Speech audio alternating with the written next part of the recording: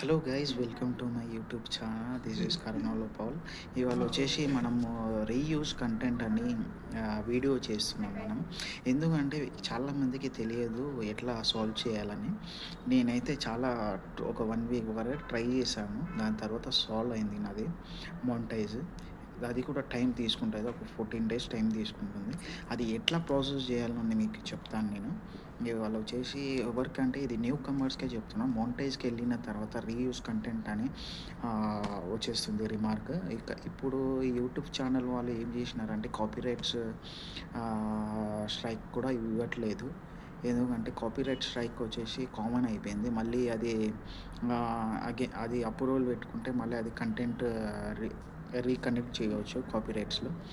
ఇప్పుడు వచ్చేసి ఏమైందంటే న్యూ కమర్స్కి చెప్తున్నాను. న్యూ కమర్స్కి వచ్చేసి మోనిటైజ్కి వెళ్ళిన తర్వాత రీయూజ్ కంటెంట్ అని స్ట్రైక్ పడుతుంది. దానికి ఏమీ ప్రాబ్లం లేదు, అది మళ్ళీ చేయొచ్చు. అది ఎట్లా చేయాలంటే మీకు యూట్యూబ్ ఛానల్కి ఒక వీడియో చేసి మీ ఫేస్ రివీల్ చేసుకుంటా ఒక వీడియో చేయాలి. ఒక టూ 1 to 50 minutes వరకు ఒక వీడియో చేయాలి. అది కూడా షార్ట్ వీడియో కాదు, full scale full video. Like normal views చూస్తాం కదా మనం, అట్లా ఫుల్ వీడియో చేయాలి. షార్ట్ వీడియో చేయొద్దు. షార్ట్ వీడియోలో అప్లోడ్ చేయొద్దు, దాన్ని ఫుల్ వీడియోలోనే అప్లోడ్ చేయాలి. అది ఎట్లా అప్లోడ్ చేయాలనో అది కూడా చెప్తాను మీకు. మీకు ఫుల్ యూట్యూబ్ ఛానల్కి ఎట్లా రిక్వెస్ట్ చేయాలనో, మీకు కంటెంట్ కావాలంటే నాకు కామెంట్ చేయండి, నేను కంటెంట్ పెడతాను. కంటెంట్ ఎట్లా పెట్టాలనో, ఎట్లా మాట్లాడాలనో, యూట్యూబ్కి ఎట్లా రిక్వెస్ట్ చేయాలనో నేను చెప్తాను నెక్స్ట్ వీడియోలో. ఈ వీడియో కన్నా కొంచెం వైరల్ అయిందనుకో, నేను అది నెక్స్ట్ కంటెంట్ అనేది చెప్తాను నేను.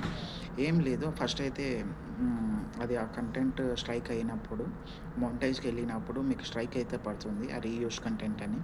ఆ స్ట్రైక్ పడిన తర్వాత మీకు ఏం చెప్పాలనో నేను చెప్తున్నాను. ఫస్ట్ అయితే వీడియో ఎలా చెప్పాలనో, నేను కంటెంట్ ఎట్లా చెప్పాలనో అది చెప్తాను. ఫస్ట్ అయితే ఫుల్ వీడియోలోనే అప్లోడ్ చేయాలి. షార్ట్ వీడియోస్లో అప్లోడ్ చేస్తే తీసుకోదు. షార్ట్ వీడియోలో అప్లోడ్ చేసుకుంటే ఇన్వాలిడ్ అని చూపిస్తుంది మీకు అక్కడ ఆప్షన్. ఇంకొకటి వచ్చేసి వీడియో ఎట్లా అప్లోడ్ చేయాలంటే, వీడియో అప్లోడ్ చేసిన తర్వాత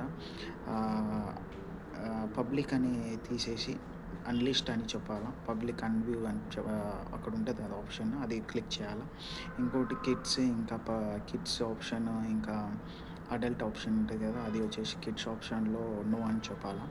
ఇంకోటి వచ్చేసి ఇది అన్లిస్ట్ వీడియో అని ఉండాలి. ఈ వీడియో అప్లోడ్ చేసిన తర్వాత అక్కడ ఏం రాస్తారంటే రీయూజ్డ్ కంటెంట్ అప్రూవల్ వీడియో అని అక్కడ రాయాలా.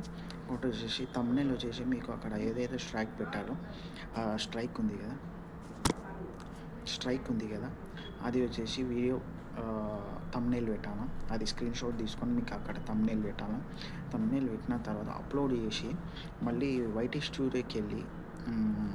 స్టూడియోలో వెళ్ళి కంటెంట్ ఉంటుంది కదా, కంటెంట్లో వెళ్ళి ఆ వీడియో ఓపెన్ చేసిన తర్వాత మీకు అక్కడ షేర్ బటన్ ఉంటుంది కదా, షేర్ బటన్ నొక్కితే కాపీ ఉంటుంది. కాపీ చేసి అది ఎక్కడైతే మీకు అప్రూవల్ వీడియో అని ఉంటుంది కదా, అక్కడ పేజ్ చేసాలి. సబ్మిట్ అని ఉంటుంది కదా, అక్కడ పేజ్ చేసిన తర్వాత సబ్మిట్ అనే ఆప్షన్ వస్తుంది. సబ్మిట్ కొట్టాలా. అది 14 డేస్ టైం తీసుకుంటుంది. 14 డేస్ తర్వాత మీకు మోనిటైజ్ అనేది అప్రూవల్ అవుతుంది. ఇది యాక్చువల్లీ ఎందుకంటే నేను చేసిన కాబట్టి నేను చెప్తున్నాను. వేరే వాళ్ళు ఏదేదో చెప్తారు, కానీ నేను క్లియర్గా చెప్తున్నాను.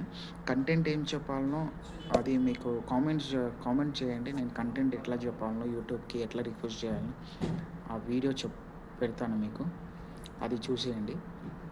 ఓకే గైస్, ఇవాళ వచ్చేసి ఈ వీడియో అయితే, ఎందుకంటే నేను 1 వీక్ నుంచి చాలా చేద్దామంటే అది అప్రూవల్ అయితే లేదు, ఎట్లా చేయాలని.